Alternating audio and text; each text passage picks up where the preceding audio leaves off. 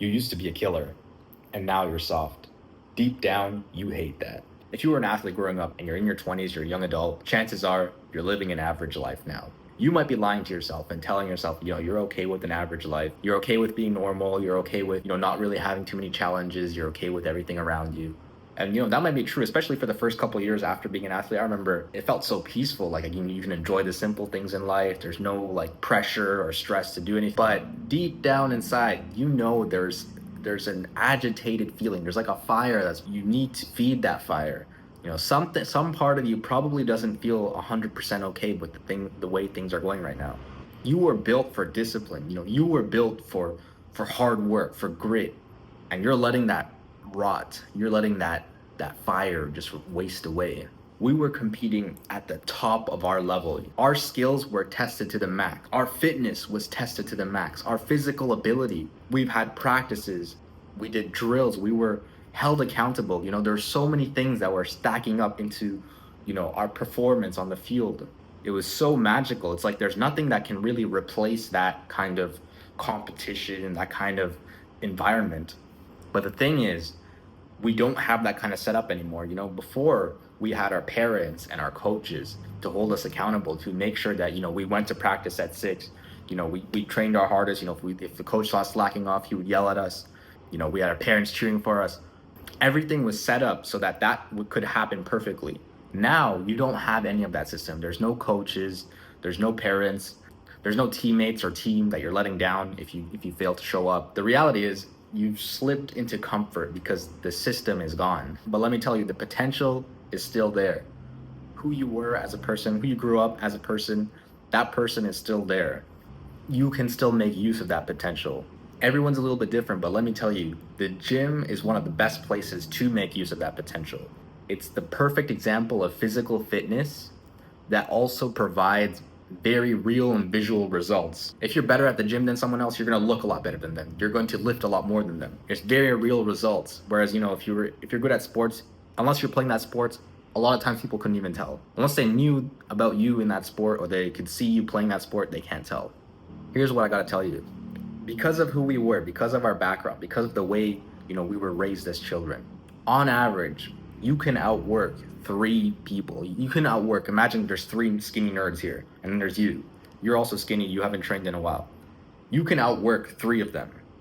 You can outwork 3 couch potatoes. You can even outwork 3 gym bros once you train. Like, imagine those guys, they're like, oh yeah, I go to the gym.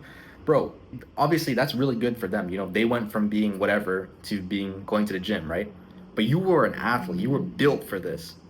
You can, in 1 year's time, surpass them so easily. The level of intensity, the level of potential, all of that is there. It's already unlocked within you. You've had that unlocked within you. You just need to create your own pressure, your own kind of accountability. The same way your parents and your coaches did that for you. The same way, you didn't want to let your teammates down. Now you got to not let yourself down. It's only you. So you have to hold yourself accountable. That's the hardest thing about athletes. Before, even though we were doing stuff that was really hard, in reality, we were taking the path of least resistance, because our parents and our coaches were the ones who were pushing us to do these things. Even though we did really hard things, really, sometimes really remarkable things, at the end of the day, it was only because someone else was making us do it. So now you need to take your potential and make yourself realize that potential. You need to set a direction of greatness and actually go towards it. It's not going to happen for you like it did when we were athletes. But trust me, it's a lot easier than you think. We have the potential. It's just we need to realize that. The best thing to do with this, at least to start off, is to go to the gym. Even if you have other pursuits, the gym has a million benefits and you can maximize them to the highest degree because of your background. Especially as a beginner, there's nothing detrimental, there's no downsides to going to the gym. It's going to do everything for you, increase your strength, increase your power, make you less likely to be injured, make you look better, make you look more muscular, make you look more like an athlete even. If you've just been sitting at home, if you've just been living a normal life of comfort ever since you've left sports behind, I'm telling you, this is the thing to do. This is what you should be doing.